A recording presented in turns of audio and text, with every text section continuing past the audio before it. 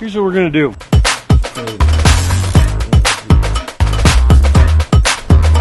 Potentially very controversial.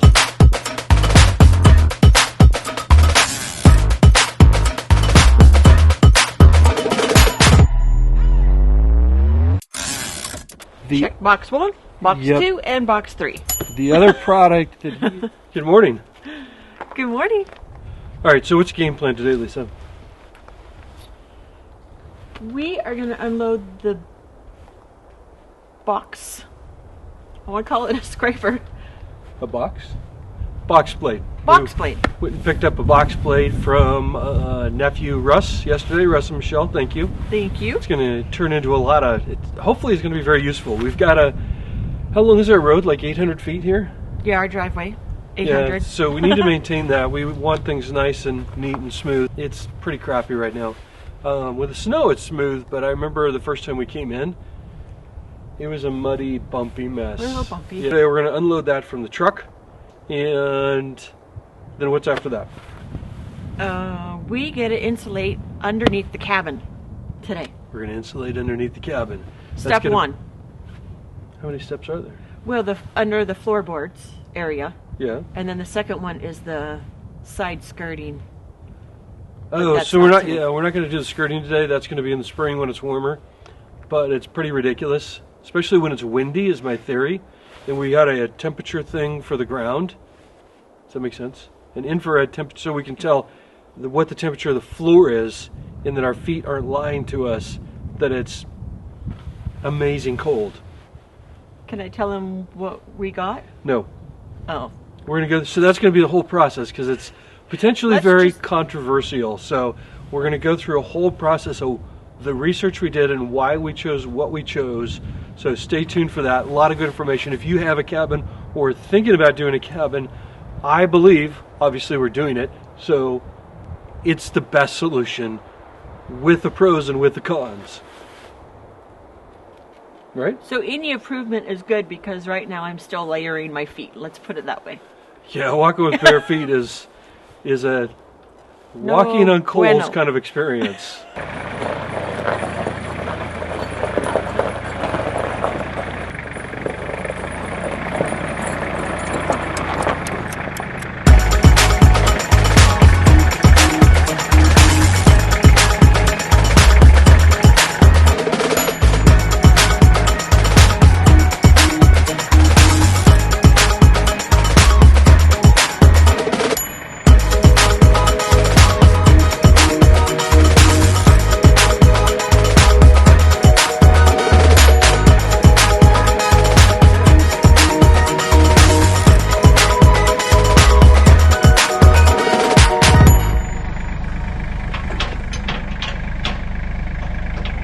Okay. We did a lot of research, number one. Weeks of research. So basically, since we bought the cabin and knew that the underneath of the cabin was not insulated, we've been scratching our heads. How are we going to insulate it to keep it warm? And how are we going to insulate it? Remember what Jeff said when he came over? Jeff is the guy that built the cabin, stopped by randomly to say hi. Which is pretty cool. The reason he never insulated the underneath the cabin, which is one of the first questions I asked him, was he was like, well, dude, if you build a cabin, anything out in the mountains, in the woods, all the little rodents are going to be attracted to that because they can make their nest and their home from your home. So putting that fiberglass, the typical pink fiberglass insulation under the house, they're just going to make a mess of it. Oh, it's a total mecca for rodents. Yep. And he was like, it wasn't worth it, because the expense of doing it and then having to turn into a big mess was just, it was no bueno. And then the other option is the foam board. You can put the foam board up under there. Most of the research that I did on that said that the ants, for whatever reason, like that stuff, and they'll burrow up in there and make a little home. We do not need ants in the cabin. Right? So it causes another problem. So what I came up with is basically like a bubble wrap.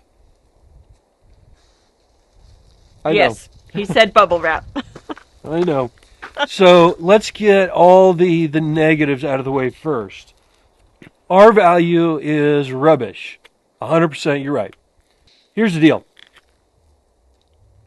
The one guy that I found, I think it's Boss of the Swamps on YouTube, of course, has built several cabins in upstate New York and New Hampshire. Basically the same type of cold mountain environment. So it's a proven fact from him over and over and over again that it will insulate the cabin to a reasonable degree. And the rodents are not attracted to it. The ants are not attracted to it. The mice, the ... you name it.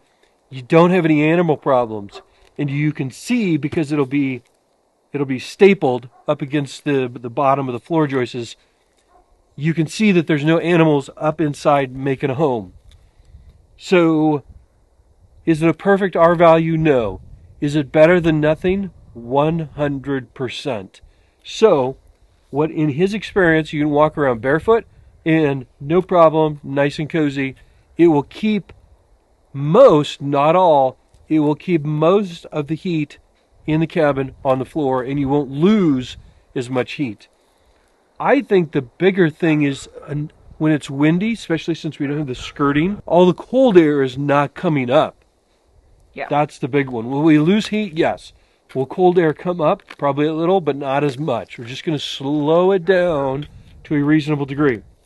Now, compared to what he used, I believe we've taken it a step further in my research.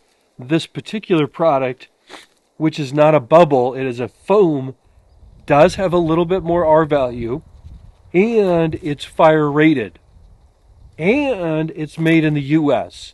So check box 1, box 2, and box 3. The other product that he had used, and maybe that was all that was available at that time, and it works for him, so that's great, is made in China. And if we can avoid getting things from China, I think if all of us could, in the U.S. anyway, then that's a better thing. So it's made in the U.S., and it's fire rated. So since we are in a fire zone 10, fire zones go from 0 to 10. 10 being we won the booby prize. Yeah. Not the worst, the more apt to have a fire come through. Yeah, worst. Well, yeah. You guys are totally missing this. She's just running back and forth at 100 miles an hour. And she is the real star of the show. We get that. So anyway, we're going to test that fire rating right now and just see exactly what its melting point is going to be. So our big concern is a fire coming through here. And we had DNR out and talked to them. They're responsible if there's a fire that goes through here. It is the Department of Natural Resources. Their fire resources would be out here. It would be nobody else. Yeah. Forest Service and DNR are our only hope. So his deal was most likely it's going to be embers that'll blow up underneath the house, and you just want to slow that down as much as possible. If this does not melt and catch fire and turn to rubbish, then that also is going to help protect the cabin from a fire, from it catching on fire. So it'll do a dual purpose in theory. Yeah. Keeping the heat in the cabin. 3. Keeping the cold air, especially when it's windy, coming up, and helping protect it in the summer from fire embers if there's a forest fire that comes through.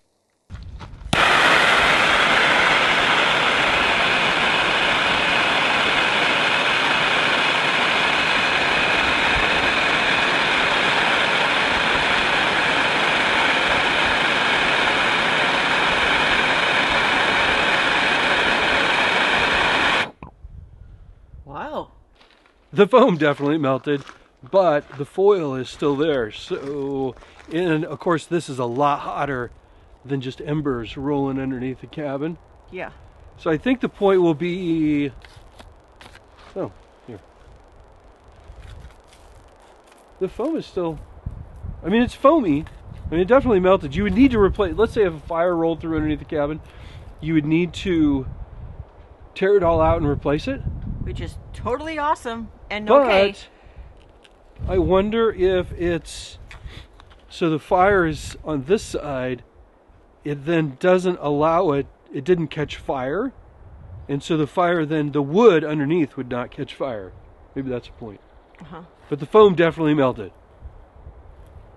Yeah, but for it to not catch fire is like, that's saving your cabin. Yeah, that's foil. I mean, it's, yeah. So I think we'll be good. So this is going to go underneath the cabin. It doesn't like matter if you've done it time and time again and something has worked. If the wheel works, the wheel works. Anyway. I propose we start at that end. Right. And then work towards the kitchen. Sounds good. So there's the snow that piles up on the edges here, falling off the roof. What is this? This is delicious. Teaspoon of honey with 2 tea bags of lemon ginger zinger. Did you just come up with the word No, zinger, or does it actually say zinger? It said zinger on the box. I'm glad you like it. Ah, that's good.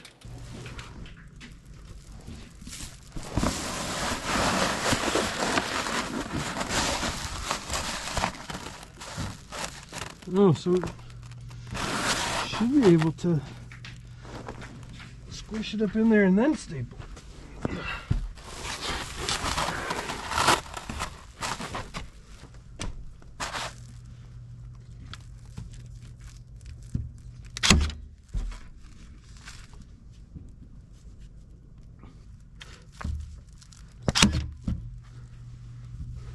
Underneath, roughly, because I haven't stapled the whole thing, that's what you're going to be looking at. Be a tiny bit of an air gap, but not much, because we don't want critters getting up there making homes. You got me headed to the left, headed to the right, headed back and forth, but baby, it's alright.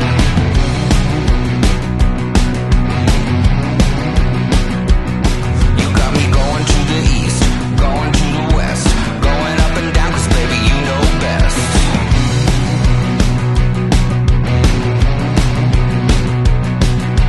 All day, all night, running around, I'm never gonna stop because you never settle down.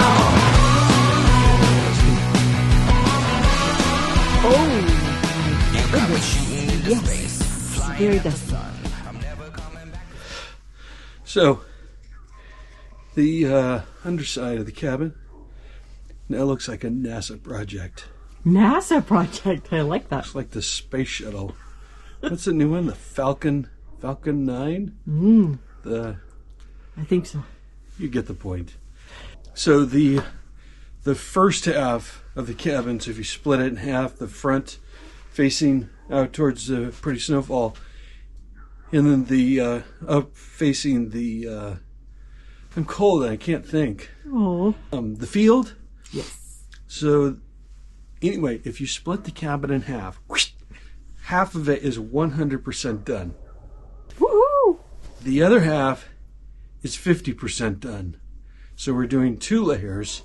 So there's a 1 layer of this foam insulation, foil foam insulation, that's going up into the joists. And there's a second layer, I think we've showed you, we'll show you again if we haven't, that's going in the bottom that sandwiches it in, that gives us that vapor barrier. It's time for a shower. That's all I got. To wrap this one up, a couple things. So one, we thought we were going to do that 1 layer that was going to be stapled up in the rafters, right? Well, we did that, and because we don't have any skirting just yet, and I don't know how we're going to end up doing that.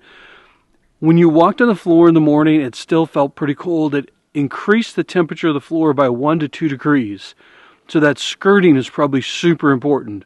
So what we did is we ordered more of that same insulation, and then we did a second layer which will sandwich and give us that vapor barrier, that air gap that we need to hold that temperature in. Now, yes, we're taking a big chance. It is quite possible that we're going to have rodent issues, and we're aware of that, so we'll try and mitigate that in a different way. But here's the deal. If you noticed in the video, we went and I got the temperature this morning I took that final video because the outside temperature was exactly, I think it was a 22.9, 25.9. You'll see it in the video. It was exactly the same as what we started in the very beginning. So it was a perfect time to get that example of the floor temperature before we did the insulation and the floor temperature after we did the insulation. Roughly 5 to 6 degrees difference by doing that. Now, I don't know what you're thinking. To me, that doesn't sound like a lot. What I can tell you is when you're walking on that floor barefoot, that 6 degrees is enormous difference. An absolute enormous difference. That's the best I can explain it for you, so I hope that works. Okay, so the other thing that I did, if you're into technology, I went to a program called ChatGPT, Chat something. It's an AI program, and I typed in a couple different things to try and formulate what is our actual savings by doing this insulation, and if I increase the floor temperature by an average of 5 to 6 degrees, what are we saving? I hope I don't lose you here. So you'll see that on the screen here, and it'll go through and tell you based on the square footage, based on the wind, because the wind makes a big difference on how much wind is coming through, the post and pillar design so it doesn't have the skirting, the outside temperature, the wind speed, to get us an average savings. So about $540 roughly dollars a year is what we expect to save, because we estimate our current cost to be about $300 a month to heat the place. And you're right, it's not winter 12 months out of the year, so if you want to divide that in half, 4 years, in my opinion, reality, to pay for the insulation. I think that's all I've got. So I hope those numbers aren't too much for you. I hope it doesn't confuse you. I thought it was super fascinating to be able to type all that in, and then it does the math and does algebra that I don't know how to do, and then spits out an answer at the very end with an average. It is not an exact. So I hope this helps if you have a cabin or are thinking about getting a cabin, or maybe just a little entertainment for you. But that was a lot of work, and I hope we never have to do that again. There is still a small section underneath the kitchen that is literally, if my chest is this thick, I was breathing in, trying to suck in my rib cages to scoot under there, and I got as far as I could. So I don't know if we'll ever get that done. It just is what it is, as they say, and I don't yet know how we'll do the skirting to be able to do the whole thing for that exact same reason, because there's always going to be that end that doesn't have anything. So unless we take the deck apart in the front, where the front of the front door is, we just haven't got that far yet. Stay tuned. We'll see what we end up doing.